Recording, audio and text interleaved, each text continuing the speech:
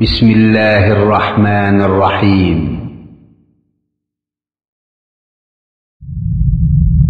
مكتب التعاون للدعوة والإرشاد وتوعية الجاليات بالدمام.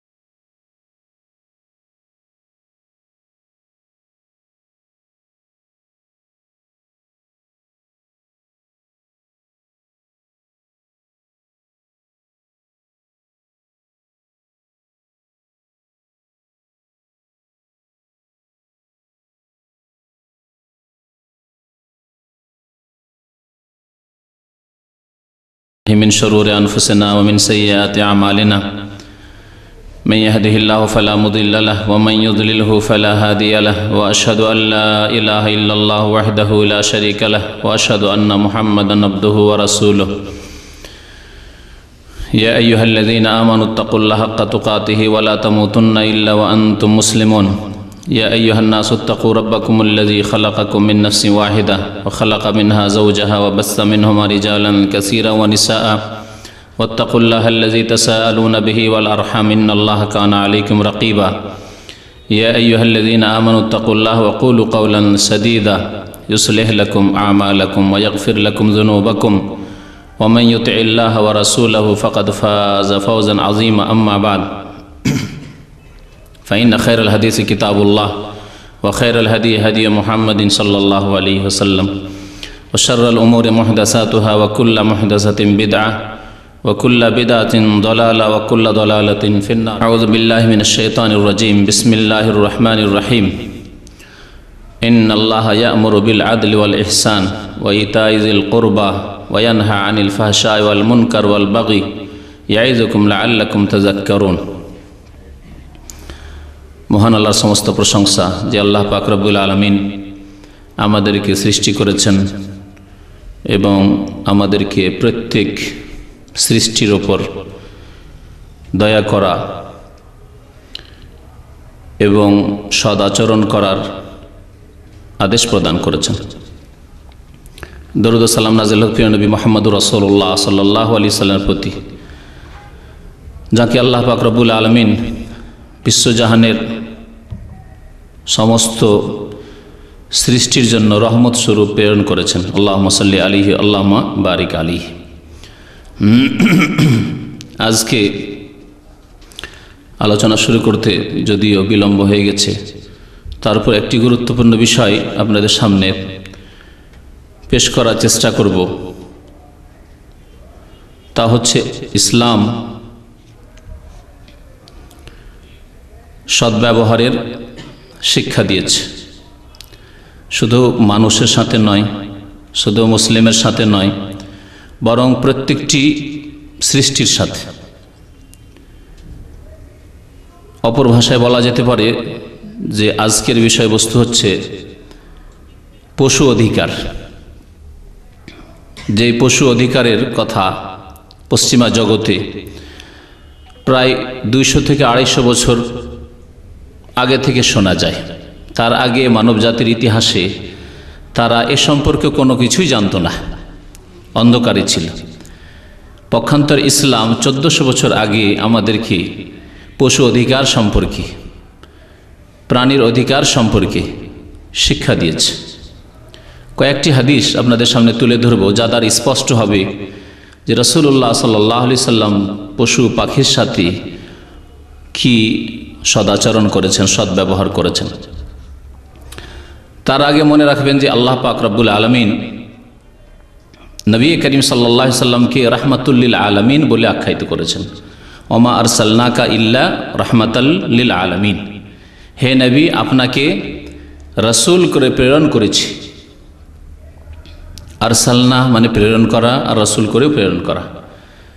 আল্লাহ পাক নবী করিম সাল্লাল্লাহু আলাইহি সাল্লামকে রাসূল করে প্রেরণ করেছেন। প্রেরণ করেছেন রিসালাত দিয়ে মানুষ এবং জিনের জন্য। কিন্তু রহমত স্বরূপ প্রেরণ করেছেন আলামিনের জন্য, বিশ্বজাহানের জন্য। এই আলামিন, যে আলামিন শব্দটি সূরা ফাতিহায় রয়েছে, আলহামদুলিল্লাহ রব্বিল আলামিন, সমস্ত প্রশংসা সেই আল্লাহর যিনি বিশ্বজাহানের প্রতিপালক। আমরা এই অর্থ জানি আলামিন মানে, কিন্তু আলামিনের আসল অর্থ কি, মানে ওর ব্যাখ্যা করলে কি অর্থ দাঁড়াবে? আসলে আলামিন বহু বচন, এমনিতে ভাব অর্থ বিশ্বজগৎ, কিন্তু আলামিন বহু বচন। আলাম মানে হচ্ছে জগৎ, আলাম মানে হচ্ছে জগৎ। মুসলিম বিশ্বকে, মুসলিম জগৎকে বলা হচ্ছে আল আলামুল ইসলাম, মুসলিম ওয়ার্ল্ড। তাহলে আলামের জামা বা বহু বচন হচ্ছে আলামিন।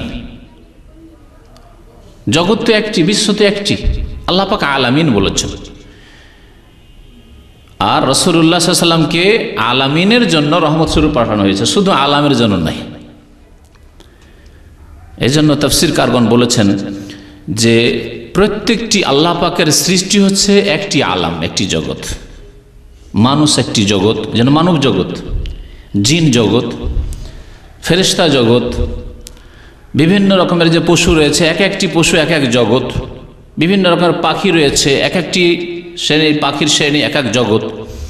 এভাবে যত কীট পতঙ্গ রয়েছে পৃথিবীতে, সব কিছুই হচ্ছে আলামিন, এক এক আলাম। তাহলে আল্লাহ পাক রাসূলুল্লাহ সাল্লাল্লাহু আলাইহি সাল্লামকে বিশ্বজাহানের জন্য,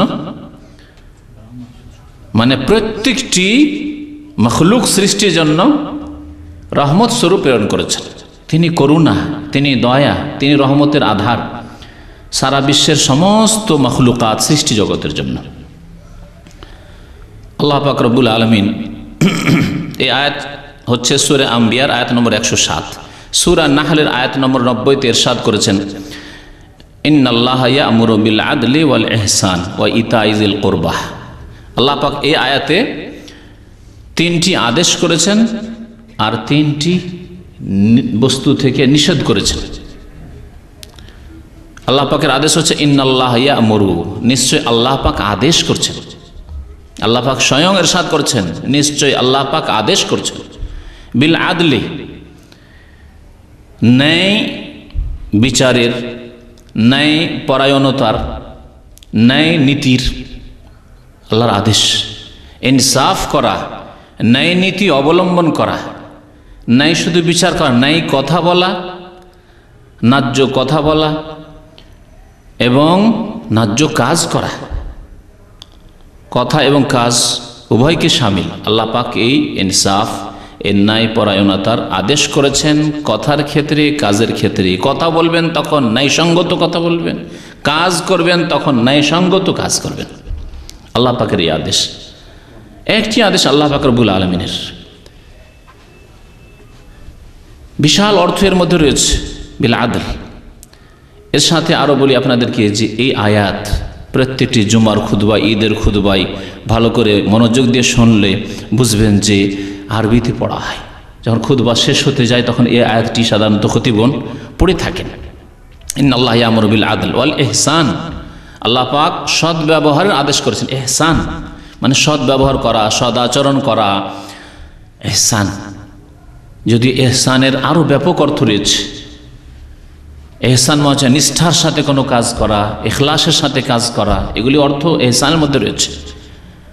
হাসান থেকে ইহসান, ভালো ভালো আচার আচরণ করা, ভালো কথা বলা, ইহসান আল্লাহ পাক আদেশ করেছেন। ওয়া ইতা'i যিল কুরবা, এবং আত্মীয় স্বজনকে, যারা অভাবী, যাদের প্রয়োজন রয়েছে, তাদেরকে আল্লাহ পাক দেওয়ার আদেশ করেছেন। ইতা'i যিল কুরবা, বিশেষ করে আত্মীয় স্বজনদেরকে আল্লাহ পাক রব্বুল আলামিন দিতে বলেছেন। কি দেবেন? যার প্রয়োজন রয়েছে। কারো অর্থের প্রয়োজন রয়েছে, অভাব রয়েছে আর্থিক দিক থেকে, অর্থ দিয়ে সাহায্য সহযোগিতা করবেন। কারো সময়ের প্রয়োজন রয়েছে, অর্থের প্রয়োজন নেই, কিন্তু তার হয়তো বাজার করার লোক নেই, দেখাশোনার লোক নেই, তাহলে আপনাকে সময় দিয়ে সাহায্য সহযোগিতা করতে হবে। আল্লাহ পাক দিতে বলেছেন আত্মীয় স্বজনদেরকে। এই 3টি আল্লাহ পাকের আদেশ। ওয়ায়ানহা আনিল ফাহশাই ওয়াল মুনকার, আল্লাহ পাক অশ্লীলতা থেকে নিষেধ করছেন, ওয়াল মুনকার এবং অবৈধ কাজ, নাজাইজ কাজ, মন্দ কাজ থেকে আল্লাহ পাক নিষেধ করছেন, ওয়াল বাগি জুলম, অত্যাচার, বাড়াবাড়ি, সীমা লঙ্ঘন থেকে আল্লাহ পাক নিষেধ করছেন। ইয়াইযুকুম, আল্লাহ পাক স্বয়ং বলছেন, আল্লাহ পাক তোমাদেরকে উপদেশ দান করছেন, ওয়াজ করছেন, লাআল্লাকুম তাযাক্কারুন, যাতে করে তোমরা শিক্ষা নিতে পারো, উপদেশ গ্রহণ করতে পারো। আল্লাহ পাক তাহলে এখানে যে ইহসানের কথা বলেছেন, প্রত্যেক বস্তুর সাথে, প্রত্যেক সৃষ্টির সাথে ইহসানের কথা আল্লাহ খাস করেন যে মানুষের সাথে শুধু ইহসান করবে। ইন্নাল্লাহা ইয়ামুরু বিল আদলি ওয়াল ইহসান, এই ইহসানের আদেশ, সদাচরণ, সদ্ব্যবহারের আদেশ আল্লাহ পাক রব্বুল আলামিন বহু আয়াতে করেছেন। সূরা বাকারা আয়াত নম্বর 195-তে রয়েছে, ওয়া আনফিকু ফি সাবিলিল্লাহি ওয়া লা তুলকু বিআইদিকুম ইলা তাহলুকা ওয়া আহসিনু ইন্নাল্লাহা ইউহিব্বুল মুহসিনিন। আল্লাহর রাস্তায় তোমরা ব্যয় করো এবং তোমরা নিজেকে ধ্বংসে পতিত করিও না, এবং সৎ আচরণ করো, সৎ ব্যবহার করো। ওয়া আহসিনু ইন্নাল্লাহা ইউহিব্বুল মুহসিনিন, আল্লাহ পাক সৎ কর্মশীলদেরকে, যাদের ব্যবহার ভালো, তাদেরকে আল্লাহ পাক ভালোবাসেন। যারা সদাচরণকারী তাদেরকে আল্লাহ পাক রব্বুল আলামিন ভালোবাসেন। তো আল্লাহ পাক রব্বুল আলামিন এই সৎ ব্যবহারের কথা, সদাচরণের কথা আদেশ করেছেন কোরআনে কারীমের বহু আয়াতে। কারণের ঘটনায় আল্লাহ পাক রব্বুল আলামিন বলেছেন, ওয়া আহসিন কামা আহসানাল্লাহু ইলাইক, কারণকে যখন উপদেশ দেওয়া হয়, আল্লাহ পাক যেমন তোমার উপর ইহসান করেছেন, তেমন তুমিও মানুষের সাথে সৎ ব্যবহার করো, বাড়াবাড়ি, সীমা লঙ্ঘন করিও না, জুলম অত্যাচার করিও না। নবী করিম সাল্লাল্লাহু আলাইহি সাল্লামের একটি আম হাদিস রয়েছে, ব্যাপক অর্থ বহন করে ইহসান সম্পর্কে। সাদ্দাদ বিন আওস রাদিয়াল্লাহু তাআলা আনহু হাদিসটি বর্ণনা করেছেন, বলছেন যে সিনতানে হাফিজতুহুমা আন রাসূলিল্লাহ সাল্লাল্লাহু আলাইহি সাল্লাম, দুইটি হাদিস আমি রাসূলুল্লাহ সাল্লাল্লাহু আলাইহি সাল্লাম থেকে মুখস্থ রেখেছি, বা দুইটি বিষয় মুখস্থ রেখেছি। তারপরে একটি বিষয় বর্ণনা করেছেন, ইন্নাল্লাহ কাতাবাল ইহসানা আলা কুল্লি শাই। রাসূলুল্লাহ সাল্লাল্লাহু আলাইহি ওয়াসাল্লাম ইরশাদ করেছেন, ইন্নাল্লাহ কাতাবাল ইহসানা আলা কুল্লি শাই।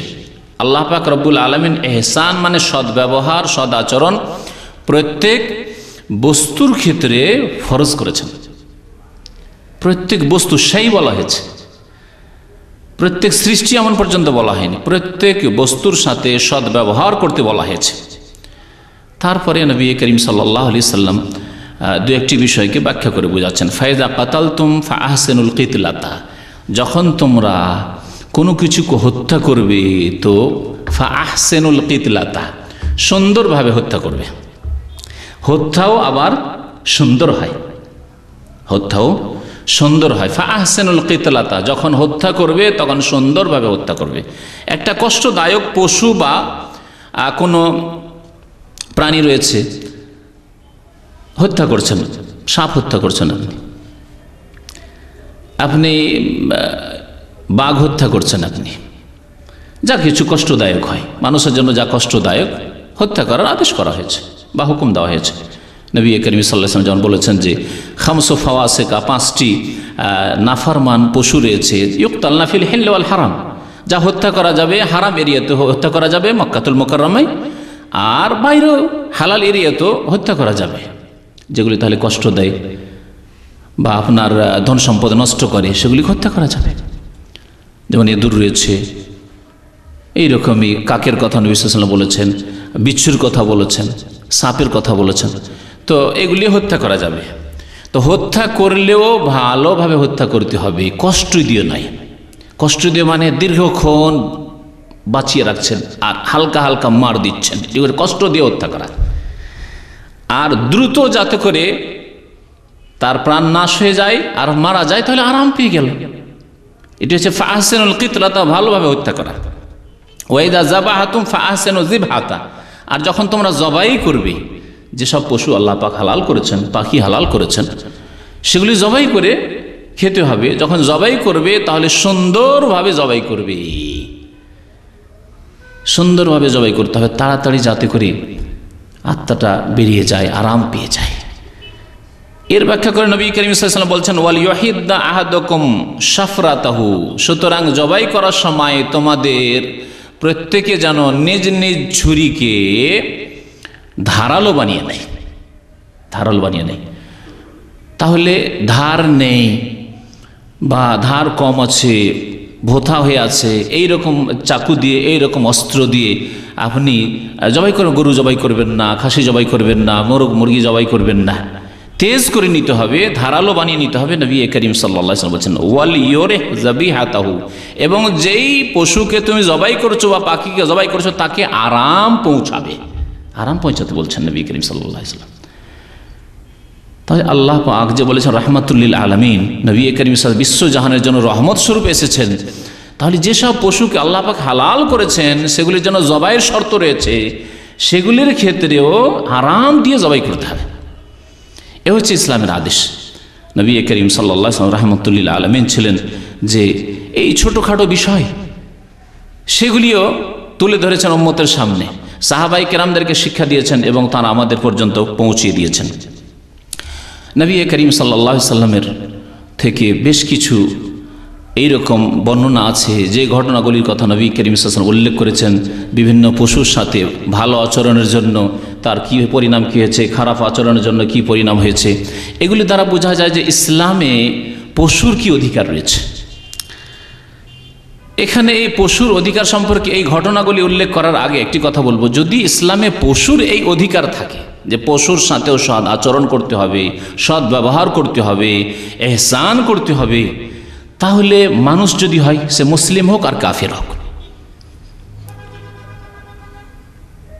এমনকি শত্রু হোক, আল্লাহ পাক রব্বুল সূরা মায়েদার প্রথম রুকুতে ইরশাদ করেছেন ওয়ালা ইয়াজরিমান্নাকুম শানাআনু কওমিন আলা আল্লা তা'দিলু, কোন জাতির সাথে তোমার যদি শত্রুতাও থাকে, শত্রুতা আছে, তার জন্য তুমি সাবধান। ওয়ালা ইয়াজরিমান্নাকুম শানাআনু কওমিন আলা আল্লা তা'দিলু, নাইনসাফি করবে, অন্যায় করবে, বাড়াবাড়ি করবে, খবরদারি কোন কাজ করবে না। এ দেলু, ন্যায় বিচার করবে, ন্যায় নীতি অবলম্বন করবে। হুয়া আকরাবু লিত্তাকওয়া, কারণ ন্যায় নীতি অবলম্বন করাই হচ্ছে আল্লাহ ভীরুতার নিকটবর্তী। অর্থাৎ যেই ব্যক্তি আল্লাহকে ভয় করে সেই ব্যক্তি ন্যায় নীতি ছাড়া অন্যায়ের নীতিতে যেতে পারে না, জুলম অত্যাচার করতে পারে না। তাহলে আল্লাহ পাক রব্বুল আলামিন যদি শত্রুর সাথে, যে আপনার শত্রু সুযোগ পেলে আপনাকে হত্যা করে দেবে, তার সাথে যদি এই আচরণ করতে বলেন যে তার সাথে ও ন্যায় নীতি অবলম্বন করবে, তাহলে আপনার যদি মুসলিম ভাই হয় তার সাথে কি আচরণ করতে হবে, আপনার তার কতটুকু আপনার উপর হক রয়েছে। তাহলে যে ইসলাম এই শিক্ষা দিয়েছে মুসলিমের সাথে সদাচরণ, মানুষের সাথে সদাচরণ, এমনকি পশু পাখি কীট পতঙ্গের সাথে সদাচরণ, সেই ইসলাম কি সন্ত্রাসের শিক্ষা দিতে পারে? সেই ইসলাম কি বলতে পারে যে মানুষকে খুন করো, যেখানে সেখানে বোমা পেতে রেখে দাও আর উড়িয়ে দাও, ঘর বাড়ি উড়িয়ে দাও, স্টেশন উড়িয়ে দাও, বাস স্ট্যান্ড উড়িয়ে দাও ইত্যাদি, এসব শেখাতে পারে? কখনো নয়। তাহলে সন্ত্রাস ইসলাম বিরোধী কাজ। ইসলাম সম্পর্কে যার সম্যক জ্ঞান রয়েছে, ইসলামী বিধান সম্পর্কে যার জ্ঞান রয়েছে, সে কোনোদিনই এই রকমের অন্যায় কাজে, জুলম অত্যাচারে জড়িত হতে পারে না। ইসলাম এই শিক্ষা দেয় না। তাহলে ইসলাম সম্পর্কে বা মুসলিম সম্পর্কে যারা বলে তারা আসলে ইসলামের শত্রু। আর কিছু যুবক ছেলে যাদের কাছে ইসলামের জ্ঞান নেই, মাদ্রাসা স্কুলে সামান্য কিছু পড়াশোনা করেছে, ইসলাম সম্পর্কে তেমন জ্ঞান নেই, তাদেরকে ইসলামের শত্রুরা এসব ক্ষেত্রে ব্যবহার করছে ইসলামকে বদনাম করে দেওয়ার জন্য। এইভাবে এক সেই লোক বিভ্রান্ত হয়েছে। যারাই বিভ্রান্ত হয়েছে দেখবেন তাদের শিক্ষাগত যোগ্যতা একেবারেই নেই, দিন সম্পর্কে তেমন কোনো জ্ঞান নেই। আরেকটি কথা মনে রাখবেন যে বর্তমান যুগে মুসলিম হিসাবে মুসলিমদের ওপর বিভিন্ন জায়গায় সারা বিশ্বে যে জুলম অত্যাচার হচ্ছে, সে জুলম অত্যাচার হওয়ার কারণে কোথাও হয়তো প্রতিক্রিয়া দেখা যাচ্ছে। অনেকে আবেগে এসে শরীয়ত বা দ্বীনের বিধান, ইসলামের বিধান, নবী সাল্লাল্লাহু আলাইহি ওয়াসাল্লামের যে আদর্শ রয়েছে তার হয়তো খেয়াল রাখছে না, সেটি তার ব্যক্তিগত দোষ হতে পারে। এটিকে এইভাবে উদাহরণ দেওয়া যেতে পারে যে একজন মানুষের উপর জুলম অত্যাচার করতে গিয়ে তার গলা যদি টিপে ধরে নেন, তাহলে তার অবস্থা কি হবে? হ্যাঁ, তার অবস্থায় হবে চোখ বড় বড় করে দিবে, যেন আপনার দিকে চোখ গরম করে তাকাচ্ছে। চোখ গরম করে তাকাচ্ছে, চোখ বড় বড় করে দিয়ে চোখ গরম করে তাকাচ্ছে। সে চোখ গরম করে আসলে তাকায় না, এমন করে তার গলা টিপা ধরেছেন যে গলা টিপার কারণে চোখগুলি বড় বড় হয়ে গেছে। আর আপনি তাকে ধমক দিচ্ছেন, কেন তুমি আমার দিকে চোখ বড় করে তাকাচ্ছ, আমাকে গরম দেখাচ্ছ, মেজাজ দেখাচ্ছ। আসলে সে আপনাকে মেজাজও দেখায় না, আপনাকে ধমকও দেয় না, তার এমন করে গলা টিপে ধরেছেন যে চোখ বড় বড় করে দিয়েছে। তো মুসলিমদের কিছু লোক যারা বিভ্রান্তির শিকার হয়েছে এই কারণে যে তাদের এমন করে গলা টিপা ধরা হয়েছে যে তারা চোখ বড় বড় করে দিয়েছে। কিন্তু ইসলাম জুলম, অত্যাচার, সীমালঙ্ঘন, বাড়াবাড়ি এসব থেকে নিষেধ করেছে। সন্ত্রাসের ইসলামের সাথে কোনো সম্পর্ক নেই, বরং ইসলাম পশু পাখির সাথে সদ্ব্যবহার, সদ আচরণের শিক্ষা দিয়েছে। আসুন এখন দু চারটি হাদিস শোনাই এই সম্পর্কে, যে নবী করিম সাল্লাল্লাহু আলাইহি সাল্লাম পশুর অধিকার সম্পর্কে, পশুর সাথে সদ্ব্যবহারের ক্ষেত্রে কি আদর্শ আমাদের জন্য ছেড়ে গিয়েছেন। আব্দুল্লাহ বিন ওমর রাদিয়াল্লাহু তাআলা আনহুম হাদিস বর্ণনা করেছেন যে নবী করিম সাল্লাল্লাহু আলাইহি সাল্লাম ইরশাদ করেছেন, হাদিসটি বুখারী মুসলিমে রয়েছে। বুখারী মুসলিমে রয়েছে, দাখালাত ইমরাতুনিন নারা, এক মহিলা জাহান্নামে যাবে, জাহান্নাম তার জন্য অবধারিত হয়েছে, জাহান্নামে যাবে। ফিহিরাতিন, একটি বিড়ালের কারণে, একটি বিড়াল, আর কোনো অপরাধ করেনি, একটি বিড়ালের কারণে রাবাতাতহা, সেই বিড়ালকে বেঁধে রেখেছিল। মুসলিম শরীফের হাদিসে রয়েছে যে নবী করিম সাল্লাল্লাহু আলাইহি ওয়াসাল্লাম সূর্য গ্রহণ লেগেছিল, সেই সময় নামাজ পড়াচ্ছিলেন, আর ওই সময় জান্নাত জাহান্নামের দৃশ্য নবী করিম সাল্লাল্লাহু আলাইহি ওয়াসাল্লামের সামনে নিয়ে এসে রেখে দেওয়া হয়। হাদিসটি একটু বড় রয়েছে, খুব সংক্ষেপে বলছি যে কাসাফাতিশ শামসু আলা আহাদিন নবী সাল্লাল্লাহু আলাইহি ওয়াসাল্লাম ফি ইয়াউমিন শাদীদিল হার, খুব গরমের সময়, গ্রীষ্মকাল ছিল আর সূর্যগ্রহণ লেগেছিল। ফাসাল্লা রাসূলুল্লাহ আসহাবি, সাহাবায়ে কেরামদেরকে নিয়ে নবী করিম সাল্লাল্লাহু আলাইহি ওয়াসাল্লাম সালাতুল কুসুফ, সূর্যগ্রহণের নামাজ শুরু করলেন, আর দীর্ঘক্ষণ ধরে কিয়াম করে তিলাওয়াত করছিলেন। তারপরে নামাজ শেষ করে নবী করিম সাল্লাল্লাহু আলাইহি ওয়াসাল্লাম বলে, ইন্নাহু ওরেজা আলাইয়া কুল্লু শাইইন, আমার সামনে এই সময় সব কিছুই পেশ করা হয়েছে। তুলাজুনাহু ফাওরেজাত আলাইয়াল জান্নাহ, আমার সামনে জান্নাত পেশ করা হলো। হাত্তা তানাওয়ালতু মিনহা কিতফান, জান্নাত যখন আমার সামনে দেখা হইল, নিয়ে এসে দেখানো হলো, জান্নাতে দেখলাম যে আঙ্গুর ঝুলছে আঙ্গুরের গাছে, তখন আঙ্গুর পেড়ে নেওয়ার ইচ্ছা করলাম। নবী করিম সাল্লাল্লাহু আলাইহি ওয়াসাল্লাম আঙ্গুর জান্নাত থেকে পেড়ে নেওয়ার ইচ্ছা করলেন, হাত বাড়ালেন, কিন্তু হাত সেখান পর্যন্ত পৌঁছিল না। হাত বাড়ালেন, কিন্তু যেহেতু দুনিয়ায় আখিরাতের পরকালের নিয়ামত পাওয়া যাবে না, সেজন্য হাত সেখান পর্যন্ত পৌঁছিল না। বলছেন যে আওকাল তানাওয়ালতু মিনহা কিতফান ফাকাসুরাত ইয়াদি আনহু, মনে হচ্ছে ধরেই নিলাম আঙ্গুর পড়ার জন্য, কিন্তু আঙ্গুর আমার হাতে আসলো না, আমার হাত মনে হচ্ছে খাটো হয়ে গেল। ফাকাসুরাত ইয়াদি আনহু, আমার হাত খাটো হয়ে গেল, সেখান পর্যন্ত পৌঁছিল না। ওয়া ওরিজাত আলাইয়ান নার, আমার সামনে জাহান্নামকে পেশ করা হলো। ফারাআইতু ফিহা ইমরাআতাম মিন বনি ইসরাইল, বনি ইসরাইল ইহুদিদের জামানার প্রাচীন কালের এক মহিলাকে দেখলাম। তুআযযাবু ফি হিররাতিন লাহা, তার একটি বিড়াল ছিল, সেই বিড়ালের কারণে তাকে আযাব দেওয়া হচ্ছে জাহান্নামে। নবী করিম সাল্লাল্লাহু আলাইহি সাল্লামকে জাহান্নামের এই দৃশ্য দেখানো হয়েছে। এর একটি অর্থ যে জাহান্নামে যাবে, আর আরেকটি হচ্ছে যে বারজাখী জীবনে যেটি বলা হচ্ছে সিজ্জিনের জীবন পাপীদের, এবং ইল্লিনের জীবন যেটি আলামে বারজাখ, আখিরাত, কিয়ামত হওয়া এবং মৃত্যুর পর, এই সময়টা হচ্ছে বারজাখী জীবন। পৃথিবী এবং কিয়ামতের মাঝখানে যে একটা স্তর, এই বারজাখী জীবনে আযাব হয় অসৎ লোকদেরকে, আর সৎ লোকদের জন্য আল্লাহ পাকের নিয়ামত রয়েছে। নবী করিম সাল্লাল্লাহু আলাইহি ওয়াসাল্লাম এই বারজাখী জীবন দেখলেন, এবং সে মহিলা জাহান্নামে যাবে। কেন? রাবাতাথা ফালাম তুতামহা, বিড়ালটিকে একদিন বেঁধে রেখে দিয়েছিল, এমন করে বেঁধে রেখেছে দীর্ঘ সময় ধরে, আর খেতেও দেয়নি কিছু। ফালাম তুতামহা ওয়ালাম তাদাহা তাকুলু মিন খাসাসিল আরদ, আর ছাড়েও নি, যে এদিক সেদিক কীট পতঙ্গ আছে, পোকামাকড় আছে, খেয়ে দিয়ে বাঁচবে, তার জন্য ছাড়েনি। ফাদাখালাতিন নার, সুতরাং ওই মহিলা জাহান্নামে গিয়েছে। নবী করিম সাল্লাল্লাহু আলাইহি ওয়াসাল্লাম ইরশাদ করলেন। এখানে আর একটি ঘটনার দিকে ইঙ্গিত করেছেন নবী করিম সাল্লাল্লাহু আলাইহি ওয়াসাল্লাম। আরবদের মধ্যে এক ব্যক্তি যার নাম ছিল আমর ইবনে লুহাই, আমর ইবনে লুহাই, এই ব্যক্তির ইতিহাস হচ্ছে যে মক্কাতুল মুকাররমায় প্রথম সে মূর্তি পূজা, প্রতিমার পূজা চালু করেছিল। এই শিরক কুফরি প্রথম চালু করেছিল।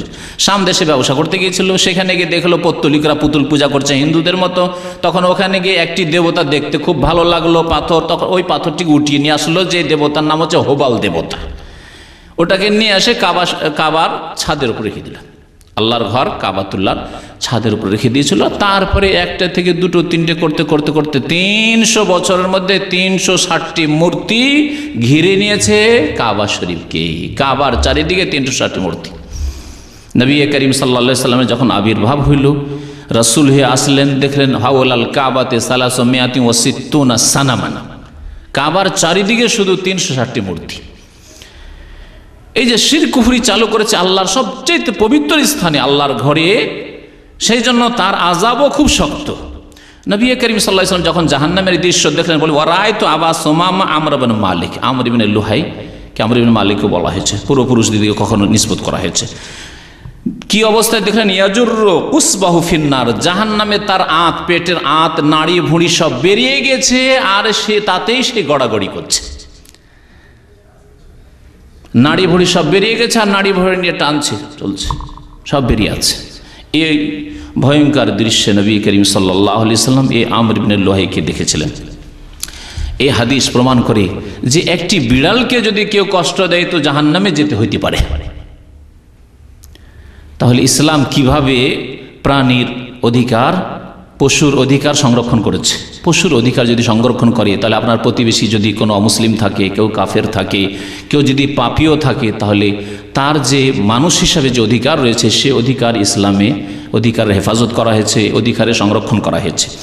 আর একটি হাদিস শোনাই, একটি বিড়ালকে কষ্ট দিয়ে বা মেরে দিয়ে জাহান্নামে যেতে হলো, আর একটি কুকুরকে বাঁচিয়ে দিয়ে জান্নাতে গেল এক পাপী মহিলা। আবু হুরায়রা রাদিয়াল্লাহু তাআলা আনহু হাদিস বর্ণনা করেছেন, আন্না রাসূলুল্লাহ সাল্লাল্লাহু আলাইহি ওয়াসাল্লাম ক্বাল, রাসূলুল্লাহ সাল্লাল্লাহু আলাইহি ওয়াসাল্লাম ইরশাদ করেছেন, বাইনামা রাজুলুন ইয়ামশি বিতারিকিন ইশতাদ্দা আলাইহিল আতাশ। একবার একজন লোক, প্রাচীন যুগের ঘটনা, নবী করিম সাল্লাল্লাহু আলাইহি ওয়াসাল্লামের আগমনের অনেক আগের ঘটনা। একজন লোক রাস্তা দিয়ে চলছে, সেই সময় হঠাৎ করে পিপাসা লাগলো, খুব গরমের দিন, পিপাসা লাগলো। ফাওয়াজাদা বিরান ফানাজালা ফিহা ফাশারিবা সুম্মা খারাজ। দেখলো এদিক সেদিক, দেখে একটা কূপ পেল, কূপে গিয়ে পানি নিল, পানি নিয়ে সে পানি পান করলো, আর তৃপ্তি হওয়ার পরে সেখান থেকে বেরিয়ে পড়লো। ফায়জা কালবুন ইয়ালহাসু ইয়াকুলু সারা মিনাল আতাশ। একটু দূরে গিয়ে দেখছে যে একটি কুকুর পড়ে আছে, গড়াগড়ি করছে, আর পানি, কুকুরকে পিপাসা লেগেছে, পানি পাচ্ছে না, তখন জিহ্বা বের করে দেয়। কুকুরের স্বভাব হচ্ছে জিহ্বা বের করে দেয়। জিহ্বা বের করে দিয়ে মাটিতে মুখটা ঢুকিয়ে দিয়েছে, আর চেষ্টা করছে যে মাটি থেকে যদি পানি বেরোয় একটু রস পাওয়া যায়, এই চেষ্টা করছে কুকুর। ফাকাল আর রাজুলু, ওই ব্যক্তি মনে মনে বলল, লাকাদ বালাগা হাজাল কালবা মিনাল আতাশ মিসলাল্লাযী কানা বালাগা বি। আমি অনুভব করতে পারছি যে এই কুকুরকে ওই পিপাসায় লেগেছে, যেই পিপাসায় আমি পেরেশান হয়ে গেছিলাম। আমিও মনে মনে ভাবছিলাম যে কিছুক্ষণ পানি না পেলে আমিও শেষ হয়ে যাব, আমার প্রাণ নাশ হয়ে যাবে। ওই রকমই কষ্ট হচ্ছে এই কুকুরকে। সুতরাং করলো কি, ফানাজালাল বিরা ফামালা খুফাহু। এই হাদিসে মনে রাখবেন একজন পুরুষ লোকের কথা বলা হয়েছে, রাজুলান। আরেকটি হাদিস আসছে, সেখানে একজন মহিলার কথা বলা হয়েছে। উলামায়ে কেরাম বলেছেন যে হতে পারে দুইটি ভিন্ন ভিন্ন ঘটনা, কোনো বিচিত্র নেই যে দুইটি ভিন্ন ভিন্ন ঘটনা। আর এরও সম্ভাবনা আছে যে বর্ণনাকারী, কোনো এক বর্ণনাকারী সাহাবায়ে কেরামের পরে কোনো বর্ণনাকারীর হয়তো ভ্রম হয়ে গেছে, তাও হইতে পারে। সেই ব্যক্তি কূপের কাছে আসলো, দেখলো বালতি নেই। ফামালা খুফাহু, নিজের মোজা, চামড়ার মোজা, তখনকার যুগে চামড়ার মোজা, চামড়ার মোজা নামিয়ে দিয়ে মোজা দিয়ে পানি উঠালো। কোনো বাসনপত্র নাই যে পানি উঠাবে, মোজাতে করে পানি উঠালো। সুম্মা আমসাকাহু বিফিহি, নামতে হয়েছে কূপে। কূপে নেমে দুই হাত ধরে তো কোনো রকম কূপ থেকে উঠছে, তাহলে ওই মোজা নিয়ে উঠবে কি করে? মোজাটাকে মুখে ধরলো, ফামসাকাহু বিফিহি, মুখে ধরলো সেই মোজাকে ধরে পানি নিয়ে আসছে কুকুরের জন্য। ফাসাকাল কালবা, তারপরে কুকুরকে পানি পান করিয়ে দিল। ফাশাকার আল্লাহু লাহু ফাগাফারা লাহু, আল্লাহ পাক রব্বুল আলামিন তার এই সৎ কাজের মূল্য দান করলেন। আল্লাহ পাক শুকরিয়া করলেন, মানে আল্লাহ পাক মূল্য দান করলেন। কোরআনে কারীমের অনেক আয়াতে রয়েছে ওয়াকান আল্লাহ শাকিরান হালিমা, আল্লাহ পাকের নাম হচ্ছে শাকুর। তো আল্লাহ পাক শুকরিয়া আদায় করেন মানে কি? যেই ব্যক্তি আল্লাহ পাকের ইবাদত বন্দেগী করে, আল্লাহ পাকের আনুগত্য করে, আল্লাহর দিন মেনে চলে, তার আমলের মূল্যদান করে। ফাগাফার আল্লাহ, সুতরাং আল্লাহ পাক ওই লোকটিকে মাফ করে দিলেন, মার্জনা করে দিলেন। কালু ইয়া রাসূলুল্লাহ, সাহাবায়ে কেরামদের প্রশ্ন হলো, হে আল্লাহ রাসূল সাল্লাল্লাহু আলাইহি ওয়াসাল্লাম, ওয়া ইন্না লানা ফিল বাহাইমি আজরান, চতুষ্পদ জন্তু, হিংস্র জন্তু, কুকুর, অন্যান্য প্রাণী রয়েছে, এগুলিতে কি আমাদের আবার নেকি আছে নাকি? সাহাবারা জিজ্ঞাসা করলেন উত্তর নেওয়ার জন্য। নবী করিম সাল্লাল্লাহু আলাইহি সাল্লাম শুধু বললেন না এই কথা যে কুকুরে নেকি আছে বা গৃহপালিত পশুতে নেকি আছে, বরং বললেন প্রত্যেকটি জীব যার প্রাণ আছে, ফি কুল্লি যাতে কাবেদিন রাতাবাতিন আজরুন, প্রত্যেক জীব যার প্রাণ আছে, পোকা মাকড় হোক না কেন, কীট পতঙ্গ হোক না কেন, তাতেই নেকি রয়েছে, তাতে নেকি রয়েছে। এই জন্য নবী করিম সাল্লাল্লাহু আলাইহি ওয়াসাল্লাম বলেছেন যে চাষিরা যখন চাষাবাদ করে শস্য খেতে, তা থেকে কিছু পাখি খায়, কিছু বিভিন্ন পশুতে খায়, সবগুলি তার জন্য সাদাকা। নবী করিম সাল্লাল্লাহু আলাইহি ওয়াসাল্লাম ইরশাদ করেছেন। মুত্তাফাকুন আলাইহি, বুখারী মুসলিম শরীফের হাদিস। মুসলিমে রয়েছে, আবু হুরায়রা রাদিয়াল্লাহু তাআলা আনহু বর্ণনা করেছেন, আন্না ইমরাতান বাগিয়ান, এক অসতী নারী, ব্যভিচারকারিণী নারী, চরিত্রহীন নারী ছিল, তাহলে তার জন্য জাহান্নাম অবধারিত ছিল। কিন্তু রাত কালবান ফি ইয়াউমিন হারিন, গ্রীষ্মকালে দেখলো একটি কুকুরকে, ইয়তিফু বিবিরিন, কূপের কাছে এসেছে আর ঘোরাঘুরি করছে, কোঁর চারিদিকে ঘোরাঘুরি করছে, নামলে তো পড়ে গেলে আর উঠতে পারবো না, আর পানিতে ওর মুখও যাচ্ছে না। কাদ আদলা লিসানাহু মিনাল আতাশ, পিপাসার তাড়নায় জিহ্বা বের করে দিয়েছে, আদলা লিসানাহু, জিহ্বা বের করে দিয়েছে। ফানাজাআত লাহু বিমুকিহা, তার মোজা দিয়ে পানি উঠালো, পানি ওঠার পরে সেই কুকুরকে পান করিয়ে দিল সেই মহিলা। ফাগফিরা লাহা, সেই মহিলাকে আল্লাহ পাক মাফ করে দিলেন। এ হচ্ছে ইসলাম, যে প্রাণীর সাথে সদ আচরণ করায় আল্লাহ পাক রব্বুল আলামিন ওই ব্যক্তিকে মাফ করে দিলেন। কিন্তু পলিসি একরকম হইতে হবে, পলিসি একরকম হইতে হবে, দুই রকম পলিসি হলে হবে না। আজকাল পশ্চিমা জগতে পলিসি দুই রকমের। একটা বিড়ালের বাচ্চা হতে যাচ্ছে, সারা বিশ্ব প্রচার মাধ্যমগুলি খবর, হ্যাঁ অমুক জায়গায় একটা বিড়ালের বাচ্চা হচ্ছে, খুব কষ্ট হচ্ছে, সারা পৃথিবী মনে হচ্ছে একেবারে বিড়াল বাঁচাবার জন্য পেরেশান হয়ে গেছে। একটা গরু গাভীর বাচ্চা হচ্ছে, সেই গাভীকে বাঁচানোর জন্য, গাভীকে আরাম দেওয়ার জন্য পশ্চিমা জগৎ সব পেরেশান হয়ে পড়েছে। এই ঘটনাগুলি ঘটেছে, কিছুদিন আগের ঘটনা এগুলি। সমস্ত প্রচার মাধ্যম প্রচার করছে অমুক এই করলো সেই করলো, কিন্তু লক্ষ লক্ষ মুসলিম নারী, শিশু, বৃদ্ধ প্যালেস্টাইনে, গাজায়, আফগানিস্তানে, ইরাকে, সারা বিশ্বের বিভিন্ন জায়গায় মুসলিম যেখানে আছে, তখন প্রাণীর অধিকার কোথায় ছিল? ও তো গেলই। মানব অধিকার কোথায় ছিল? তাও গেল। তখন মানব অধিকার নেই। এইরকম দুই রকম পলিসি কেন? সুতরাং তাদের কাছে আসলে মানবাধিকার নেই, তাদের কাছে আছে শক্তিকার, ক্ষমতাকার, ক্ষমতা আছে বাস, ক্ষমতা নেই, দুর্বল অসহায়। সুতরাং মুসলিমের অধিকার নেই। ইসলাম দুর্বল হোক আর সবল হোক, মানুষের অধিকার রয়েছে, পশু প্রাণীর অধিকার রয়েছে। এই শিক্ষা ইসলামে দিয়েছে। নবী করিম সাল্লাল্লাহু আলাইহি সাল্লাম এই উত্তম আদর্শের বাস্তবায়ন করেছেন এবং উম্মতকে এই শিক্ষা দিয়েছেন। আর দু একটি ঘটনা শোনাই, নবী সাল্লাল্লাহু আলাইহি সাল্লামের জামানার ঘটনা। আব্দুর রহমান বিন আবদুল্লাহ রাদিয়াল্লাহু তাআলা আনহুম আজমাইন বর্ণনা করছেন, আব্দুল্লাহ বিন ওমর, যে কুন্না মা রাসূলিল্লাহ সাল্লাল্লাহু আলাইহি ওয়াসাল্লাম, আমরা রাসূলুল্লাহ সাল্লাল্লাহু আলাইহি ওয়াসাল্লামের সাথে ছিলাম, ফি সাফারিন, কোনো এক সফরে, ফান্তালাকা লিহাজাতিহি, নবী সাল্লাল্লাহু আলাইহি ওয়াসাল্লাম কোনো প্রয়োজনে একটু দূরে গিয়েছেন। ফারাইনা হুম্মারাতান মাহা ফারখানি, একটি ছোট্ট পাখি দেখলাম, এক ধরনের পাখি, হুম্মারা বলে আরবি ভাষায়। পাখি দেখলাম, তার সাথে দুটো বাচ্চা আছে, পাখির বাচ্চা। ফা খাজনা ফারখাইহা, তখন পাখির বাচ্চা দুটি ধরে নিলাম, পাখির বাচ্চা দুটি ধরে নিলাম, আর সেই পাখি তো উড়ে গেল। ফাজাআতিল হুম্মারাতু ফাজাআলা তাফরিশু, সে পাখি করবে কি, এই দৃশ্য যদি কেউ দেখে থাকেন তাহলে বুঝতে পারবেন। পাখি একটু দূরে পালিয়ে যাবে, আবার ফিরে আসবে, এসে আপনার কাছ থেকে কাড়ার চেষ্টা করবে।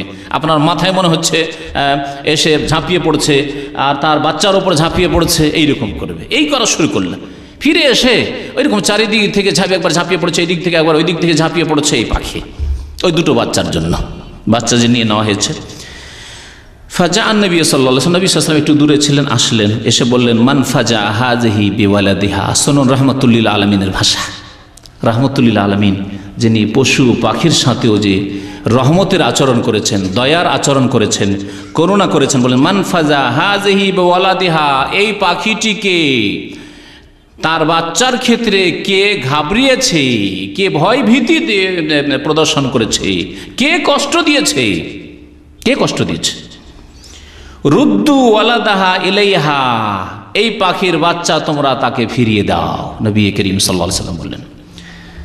এই একটি ঘটনা, পাখির বাচ্চা ফিরিয়ে দিতে বললেন রাসূলুল্লাহ সাল্লাল্লাহু আলাইহি ওয়াসাল্লাম রাহমাতুল আলামিন। আরেকটি ঘটনা, একবার দেখেন ওরা আকারিয়াতা নামলিন কাদ হাররাকনাহা, বলছেন একবার দেখলাম যে এক জায়গায় পিপিলিকার বাসা, পিপিলিকার বাসা দেখলে এত পিপিলিকা তো মারা যাবে না, আর পিপিলিকা এত কষ্ট দেবে, তো করলাম কি, জ্বালিয়ে দিলাম পিপিলিকার বাসাকে, আমরা জ্বালিয়ে দিলাম। নবী করিম সাল্লাল্লাহু আলাইহি ওয়াসাল্লাম কি বললেন, মান হাররাকা হাযিহি, এই পিপিলিকার বাসাকে কে আগুন লাগিয়ে জ্বালিয়েছে, কেন জ্বালিয়েছো তোমরা? কুলনা নাহনু, আমরা বললাম আমরাই তো জ্বালিয়েছি ইয়া রাসূলুল্লাহ। ক্বাল ইন্নাহু লা ইয়ানবাগি আন ইউআযযিবা বিন-নার ইল্লা রাব্বুন-নার, আগুন দিয়ে কোন পশু প্রাণী কীট পতঙ্গ পোকা মাকড়কে আযাব দেওয়া, শাস্তি দেওয়া, হত্যা করা জায়েজ নয় কারোর জন্য, ইল্লা রাব্বুন-নার, যিনি আগুনের রব, আগুনের সৃষ্টিকর্তা রব্বুল আলামিন যিনি আল্লাহ পাক, তিনি ছাড়া আর কারোর জন্য জায়েজ নয়। খবরদার আগুন দিয়ে জ্বালাবে না। আমাদের সমাজে ওই আপনার সাজনার গাছে পোকা হয়, দেখেছেন তো না? অধিকাংশ মানুষ এই পোকাকে কি করে, আগুন দিয়ে জ্বালায়। আচ্ছা, আগুন দিয়ে কোনো কিছুকে জ্বালানো জায়েজ নয়, নবী করিম সাল্লাল্লাহু আলাইহি ওয়াসাল্লাম ইরশাদ করলেন। আর একটি হাদিস শুনুন, এটাও প্রাচীন যুগের ঘটনা, আবু হুরায়রা রাদিয়াল্লাহু তাআলা আনহু বর্ণনা করেছেন, আবু দাউদের হাদিস ছিল আগেরটি।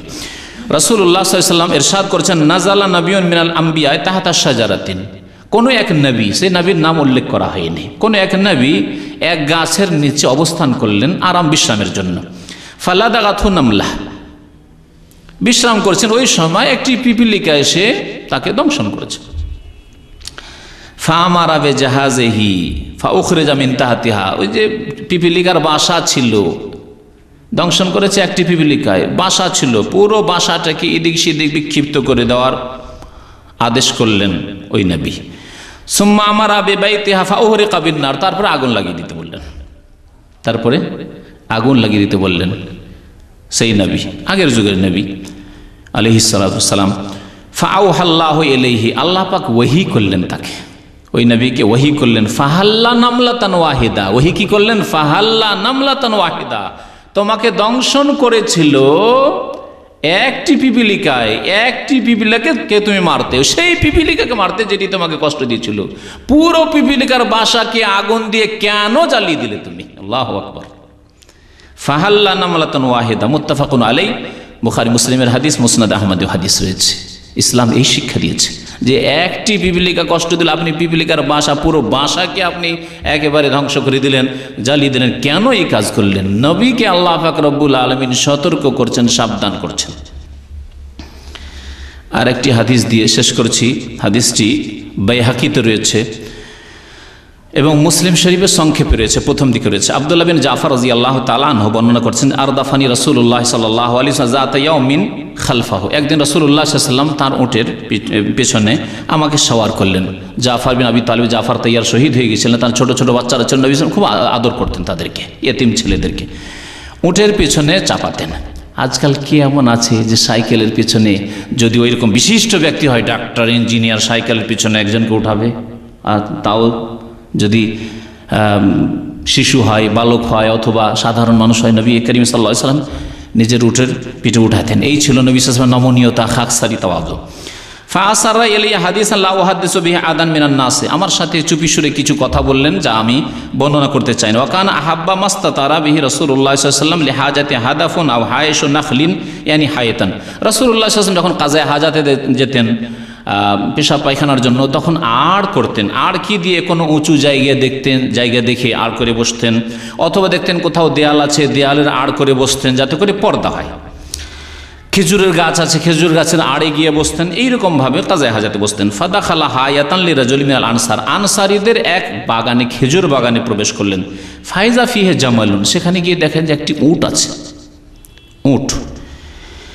ফালাম্মা রাআন নবী সাল্লাল্লাহু আলাইহি ওয়াসাল্লাম যারাফাত আইনাহু, যখন সেই উটটি নবী করিম সাল্লাল্লাহু আলাইহি সাল্লামকে দেখলো, তখন উট কান্না শুরু করলো। সুবহানাল্লাহ, উটে কান্না শুরু করলো।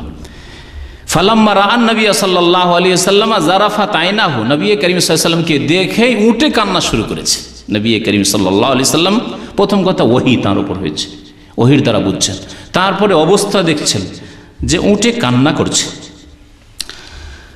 কাল ফাতাহু নবী সাল্লাল্লাহু আলাইহি ওয়াসাল্লাম ফামাসাহ সারাতাহু ইলা সানামি ওয়া জিফরাইহি ফাসাকানা। তারপরে রাসূলুল্লাহ সাল্লাল্লাহু আলাইহি ওয়াসাল্লাম উটের কান্না দেখে কাছে আসলেন।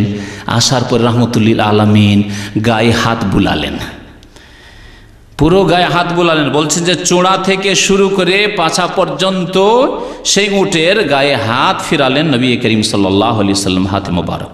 ফাসাকানা, তখন শান্ত হয়ে গেল, কান্না বন্ধ হয়ে গেল। উট কান্না করলে একটা আওয়াজ করে, কান্না বন্ধ হয়ে গেল। তারপরে নবী করিম সাল্লাল্লাহু আলাইহি ওয়াসাল্লাম জিজ্ঞাসা করেন, মান রাব্বু হাযাল জামাল, এই উটের মালিক কে? এই উটের মালিক কে? লিমান হাযাল জামাল, এই উট কার? কাল ফাজা ফাতা মিনাল আনসার, কেউ বলছে না, তার মধ্যে একজন যুবক, আনসারী যুবক এসে বলছেন যে হুয়া লি ইয়া রাসূলুল্লাহ, এই উটটি আমার উট। ফাকালা রাসূলুল্লাহ সাল্লাল্লাহু আলাইহি ওয়াসাল্লাম ইরশাদ করলেন, আলা তাত্তাকিল্লাহ ফি হাযিহিল বাহিমাতে, আল্লাহকে ভয় করো না এই চতুষ্পদ জন্তু সম্পর্কে? চতুষ্পদ জন্তুর উপর জুলুম অত্যাচার করার ক্ষেত্রে আল্লাহকে ভয় করো না? আল্লাহকে যদি ভয় করতে হয় চতুষ্পদ জন্তুর ক্ষেত্রে, তাহলে কোনো মানুষের ক্ষেত্রে কত ভয় করা উচিত, কোনো মুসলিমের ক্ষেত্রে কত ভয় করা উচিত। আজকে বাংলাদেশে যে বড় বড় অফিসারদেরকে, বড় বড় আর্মির অফিসারদেরকে যে জবাই করে দেওয়া হইল, এটি কি মানুষের কাজ? পাশবিক চরিত্র। ইসলাম এই শিক্ষা দেয় না। যদি কেউ শোষণ হয়, কারো শোষণ হয়, কেউ যদি শোষিত হয়, কারো উপর জুলম অত্যাচার হয়, তাহলে নবী করিম সাল্লাল্লাহু আলাইহি ওয়াসাল্লাম যা শিখিয়েছেন তা হচ্ছে আল্লাহর কাছে তোমার হকের জন্য দোয়া করো যে আল্লাহ আমার হক আমার কাছে ফিরিয়ে দাও। এবং তোমাদের যদি নেতৃস্থানীয় ব্যক্তি থাকে যার কাছে ন্যায় বিচারের আশা করতে পারো, তাহলে তাকে বলো যে আমাদের জন্য ন্যায় বিচার করা হোক, সুবিচার করা হোক, ন্যায্য অধিকার আমাদের দেওয়া হোক।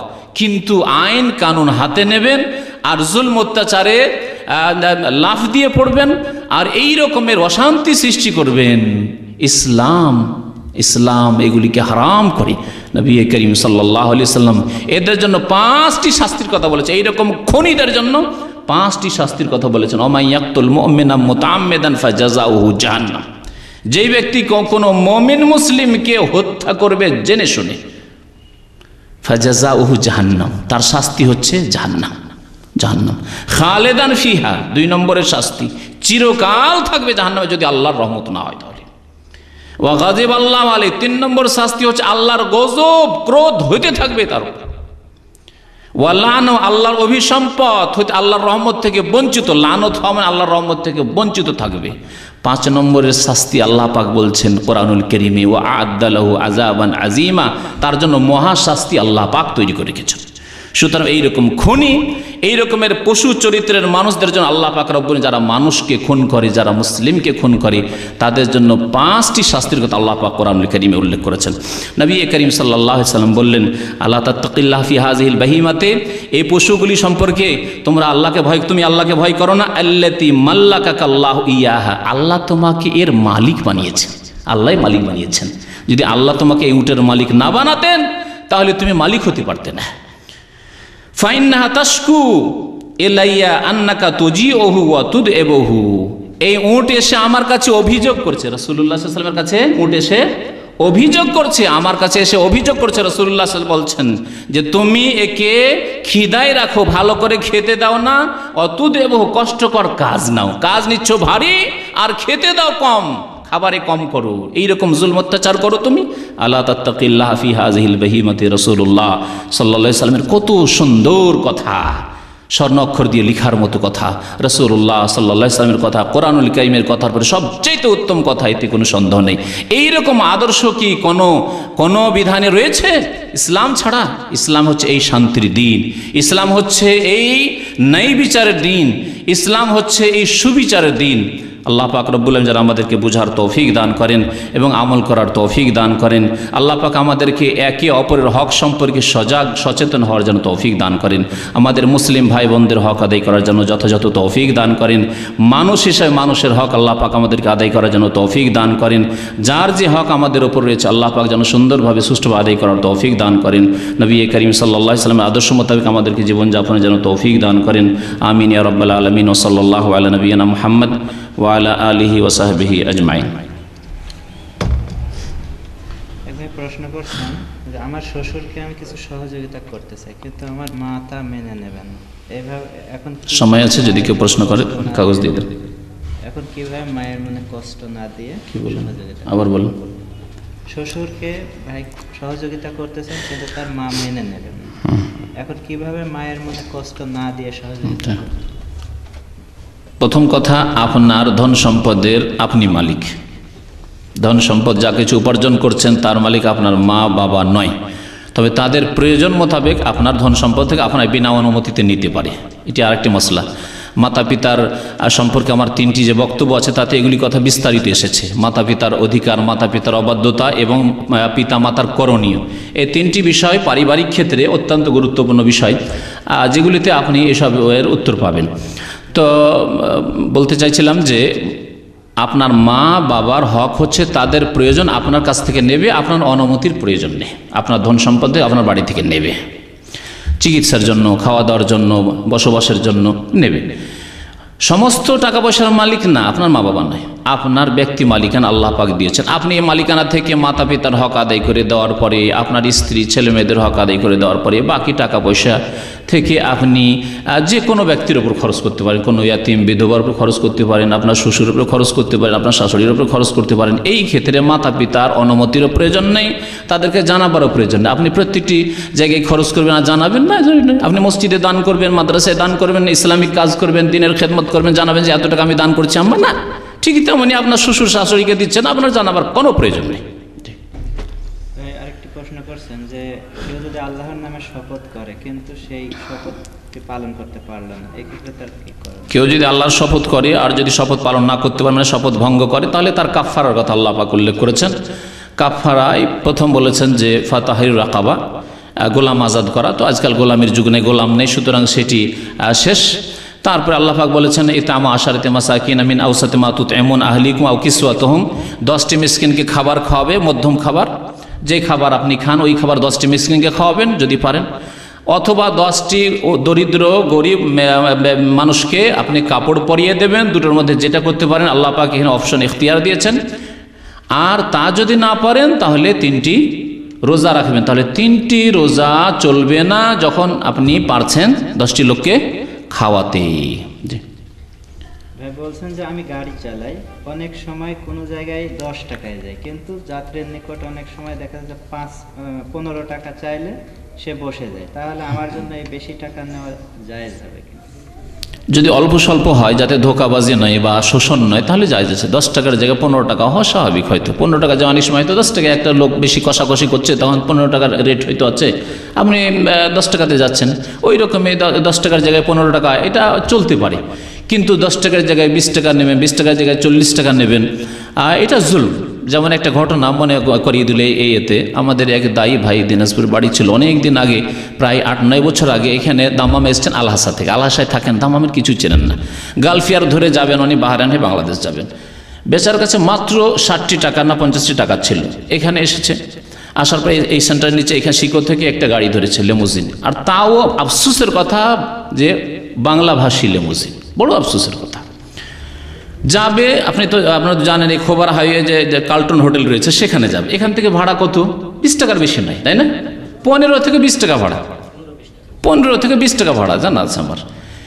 ওকে বলেছেন না ভাড়া 50 টাকা, ও তো আর কিছু জানে না। ঠিক আছে ভাই, আমার কাছে 50টা টাকা আছে, যদি আরও আমাকে বাহরাইন পর্যন্ত যেতে হবে, 5টা টাকা নাস্তা পানির জন্য আমাকে যদি দিয়ে দেন। এই জালেম 5 টাকাও তাকে দেয়নি, ও 50 টাকাই নিয়ে নিয়েছে। তো এগুলো হচ্ছে জুলম অত্যাচার। বাকি 10 টাকার জায়গায় 15 টাকা, কোনো অসুবিধা নেই ইনশাআল্লাহ তাআলা। জি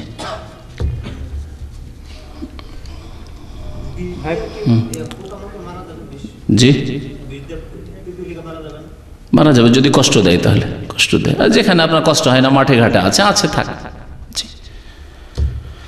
পোকামাকড় বিষ দিয়ে আপনার বাড়িতে বা বাড়ির উঠানে যেখানে উঠা বসা করছেন সেখানে আপনার কষ্ট দিচ্ছে, তাহলে মারবেন। আর যদি কষ্টদায়ক জীবজন্তু মারা যাবে। আর যদি কষ্ট না হয়, এমন জায়গা আছে যে আপনার কোনো রকমের কষ্ট দেয় না, তাহলে মারা যাবে না। এক ভাই বলছেন যে ডিএক্সএন বিজনেস জায়েজ। ডিএক্সএনের বিজনেস আমার এতদিন পর্যন্ত যা জানা আছে তা জায়েজ নয়, আল্লাহু আলাম। জি, এক ধরনের জুয়া, তারপরে তাতে রয়েছে মানে অস্পষ্টতা ইত্যাদি বিভিন্ন কারণ রয়েছে। আমার মনে হয় তাহরিক পত্রিকাতে এইরকম একটা জবাব এসেছে, একজন ফটোকপি করে আজকে দিল আমাদের এক ভাই। তো ওইটা হয়তো ফটোকপি করে আপনাদেরকে দেওয়া যেতে পারে, জায়েজ নাই। কথাই ডিএকশনের ব্যবসা, এই এক মানে চালাকি এর সাথে চাতুরতার সাথে এই জুয়ার ব্যবসা, জুয়া সুদ এসব মিলিয়ে ব্যবসা, জায়েজ নাই। আমরা আল্লাহু আকবার বলে পশু জবাই করি, এতে কি হবে না অন্য কিছু আরো? বিসমিল্লাহ, আল্লাহু আকবার তো বলা সুন্নত। এর আগে কুরবানির মাসলা মাসাইল আলোচনা করতে গিয়ে জিলহজ মাসে বলেছে যে বিসমিল্লাহ বলা ফরজ আর আল্লাহু আকবার বলা সুন্নত। হ্যাঁ, ওয়ালা তাকুরু মিম্মা লাম ইউজকার ইসমুল্লাহ আলাইহি, ইসমুল্লাহ আল্লাহর নাম উচ্চারণ করতে বলা আছে, তাহলে বিসমিল্লাহ বলতে হবে। বিসমিল্লাহ আল্লাহু আকবার এইভাবে বলতে হবে। বলছেন যে গর্ভবতী হওয়ার পর বাচ্চা নষ্ট করে দেওয়া আর জন্ম নিয়ন্ত্রণ পদ্ধতি ব্যবহার করা একই রকমের। জন্ম নিয়ন্ত্রণ সম্পর্কে গত বছরের বা তার আগের বছর একটা আলোচনা আছে, গুরুত্বপূর্ণ বিভিন্ন দিক নিয়ে আলোচনা করা হয়েছে। সেটা আশা করি শুনবেন, যদি বিস্তারিত শুনতে হয় জানতে হয় তাহলে। জন্ম নিয়ন্ত্রণ বা এইভাবে বাচ্চা নষ্ট করা সবগুলি মাসলা মাসাইল তাতে আলোচনা হয়েছে, 1-1.5 ঘন্টার বক্তব্য আছে, শুনবেন। আর গর্ভধারণ করে নেওয়ার পরে যে কোনো অবস্থায় হোক বাচ্চা নষ্ট করা জায়েজ নাই। সে আত্মা আসুক আর না আসুক, 120 দিন হোক আর নাই হোক, গর্ভধারণ করে নেওয়ার পরে বাচ্চা নষ্ট করা হারাম, হারাম। এক ভাই ইন্টারনেটের টেলিফোন সম্পর্কে শুধুমাত্র বিশেষজ্ঞ স্পেশালিস্ট মুসলিম ডাক্তার যদি বলে যে এই বাচ্চা পেটে থাকলে মায়ের প্রাণ নাশ হবে, তাহলে এই ক্ষেত্রে ওলামারা ফুকাহারা বলেছেন যে মায়ের প্রাণ হচ্ছে চোখের সামনে, যে প্রাণ আছে দেখতে পাচ্ছি, কিন্তু পেটে যে বাচ্চা আছে এই বাচ্চার প্রাণ হচ্ছে সম্ভাব্য, মানে হইতেও পারে আবার নাও হইতে পারে। তাহলে একটা হচ্ছে সম্ভাব্য আর একটা হচ্ছে দেখতে পাচ্ছি যে চাক্ষুষী মহিলা আছে জীবন্ত, তাহলে এই জীবন্তর জীবন বাঁচানোর জন্য, জীবন রক্ষা করার জন্য তখন বাচ্চা নষ্ট করা যেতে পারে একটি অবস্থায়, শুধু মায়ের প্রাণ বাঁচানোর জন্য। আর যদি ডাক্তার বলেন না মায়ের কোনো অসুবিধা নেই, মায়ের প্রাণও বাঁচবে এও বাঁচবে, তাহলে কোনো মতেই কোনো অবস্থাতেই জায়েজ নয়। কষ্ট হইলেও, ঘন বাচ্চা হইলেও 1 বছর পরে হয়ে যাচ্ছে বাচ্চা, কোনো অসুবিধা নেই। আল্লাহ পাক রব্বুল আলমিনের কাছে দোয়া করেন, তৌফিক দেবেন আল্লাহ পাক রব্বুল আলমিন। ফাতেমা রাদিয়াল্লাহু তাআলা আনহাকে যে তরিকা শিখিয়েছেন নবী করিম সাল্লাল্লাহু আলাইহি ওয়াসাল্লাম, যখন হাত ফুলে যাচ্ছিল ওই আটা পিসের চাকিতে, তখন কি শিখিয়েছিলেন? রাত্রে ঘুমাবার সময় সুবহানাল্লাহ 33 বার পড়ো, আলহামদুলিল্লাহ 33 বার পড়ো, আর 34 বার আল্লাহু আকবার পড়ো। এই আমল করেন শরীরে, নবী সাল্লাল্লাহু আলাইহি ওয়াসাল্লাম বলেছেন তোমার খাদেমের প্রয়োজন হবে না। আর সত্যি মানুষের মনোবল আসল বল, কিন্তু মনে যদি বল থাকে যে আমি এটা করে নিতে পারবো, সব করতে পারবেন। আর যদি মনে হয় যে আমার 3টে বাচ্চা হয়ে গেছে, আমার খাদেমা ছাড়া, কাজের মেয়ে ছাড়া চলবে না, তাহলে চলবে না। এই জন্য মনের বল সবচেয়ে বড় বল। যার মনোবল ভেঙে গেছে, সব ভেঙে গেছে, সব শেষ হয়ে গেছে। আর আল্লাহ পাক রব্বুল ইমানি শক্তির সাথে মনের শক্তি, শারীরিক শক্তি, সব শক্তি দেবেন যদি এই সুন্নত মোতাবেক আমল করেন, নিয়মিত আমলে পরিণত করেন। পুরুষ হন আর নারী হন, 33 বার সুবহানাল্লাহ পড়েন, 33 বার আলহামদুলিল্লাহ, 34 বার আল্লাহু আকবার পড়ে ঘুমান আপনি। এক রুমে 2 দিন একটি বিড়াল বন্ধ ছিল। পরের দিন আমি বিড়ালের কান্না শুনতে দরজা খুলে দিই। তখন বিড়ালটি বাহির হওয়ার সময় দরজায় মাথা ধাক্কা খায়। তারপর বিড়ালটি দৌড় দেয়, রাস্তার মাঝখানে গিয়ে গাড়ির সাথে ধাক্কা লেগে মারা যায় ওখানে। এ ব্যাপারে আমার কোনো কিছু। একটি বিড়াল বলছে 2 দিন বন্ধ ছিল ঘরে, তারপরে দরজা খুললে বেরিয়ে যায়, আর তারপরে রাস্তায় ধাক্কা খেয়ে মারা যায়। রাস্তায় ধাক্কা খেয়ে মারা গেল, তাতে আপনার কোনো দোষ নেই, সেটা আপনার ইখতিয়ার নয়। কিন্তু বিড়ালকে যে দরজা বন্ধ করে রেখেছে সে যদি জেনে শুনে বন্ধ করে রাখে তাহলে গুনাহগার। আর যদি অজান্তে মানে অনিচ্ছাকৃত বন্ধ থেকে গেছে, কখন দেখেনি, দরজা বন্ধ করে চলে গেছে, তাহলে আল্লাহর কাছে মাপ চাও। রব্বানা লা তুআখিযনা ইন নাসিনা ওয়া আখতানা। আল্লাহ পাক বলেছেন যে অনিচ্ছাকৃত কেউ ভুল করে আল্লাহ পাক মাফ করবেন। তার অপরাধ ভুল হইলেও সেই ভুল হালকা ভুল, আল্লাহ তুমি পাকড়াও করিও না, ধরিও না। ইন্না সিনা, যদি আমরা ভুলে যাই, ভুলে গেছেন, জানেন যে বিড়াল ছিল কিন্তু দরজা বন্ধ করার সময় ভুলে গেছেন, আও আখতানা, অথবা ভুল করে দিয়েছেন, 2 ক্ষেত্রে আল্লাহ পাক এই দোয়া শিখিয়েছেন। সুতরাং এইরকম হইলে ইনশাআল্লাহ কোনো গুনাহ নাই, বা গুনাহ হইলেও আল্লাহ পাক মাফ করবেন। আর ইচ্ছাকৃত যদি করে থাকেন তো বড় গুনাহ করেছেন, তাহলে তওবা করেন। এইরকম ইচ্ছা করে বন্ধ করে কষ্ট দেবেন না। জি। মোবাইল ইন্টারনেটে টেলিফোন করা সম্পর্কে। মোবাইল ইন্টারনেটে মানে মোবাইলে ইন্টারনেট লাগিয়ে টেলিফোন করা, এই ক্ষেত্রে এত বেশি প্রশ্ন আসে, এই জন্য এর উত্তর আজকাল আমি দেওয়া শুরু করেছি যে সৌদি সরকার যদি অনুমতি দেয় তাহলে করুন, আর যদি অনুমতি না দেয় তাহলে করিয়েন না। কারণ আমি দাম্মাম জেলে বক্তব্য করতে গিয়ে অন্তত মনে হয় 20-30 জন বাংলাদেশি যারা শুধু ইন্টারনেটের কেসে, অন্য কোনো অপরাধ ছিল না, 20-30 জন আছে। 100-100-র মধ্যে 100 বেশি হবে হয়তো, বড় যেটি সেন্ট্রাল জেল তাতে। তো তার মধ্যে 20-30 জন সবগুলি ইন্টারনেট কেস। তাহলে আপনাকে কেমন করে জায়েজ করো আপনার জন্য, যেটা আপনার জন্য ক্ষতিকর। আল্লাহ বলছেন ওয়ালা তুলকু বিআইদিকুম ইলা তাহলুকা। একটু আগে আয়াত পাঠ করো, তোমরা নিজেকে ধ্বংস পতিত করিও না। আপনাকে এমন কাজ করতে বলো যেটাতে কালকে জেলে যেতে হইতে পারে, কেন ওই কাজ করবেন আপনি?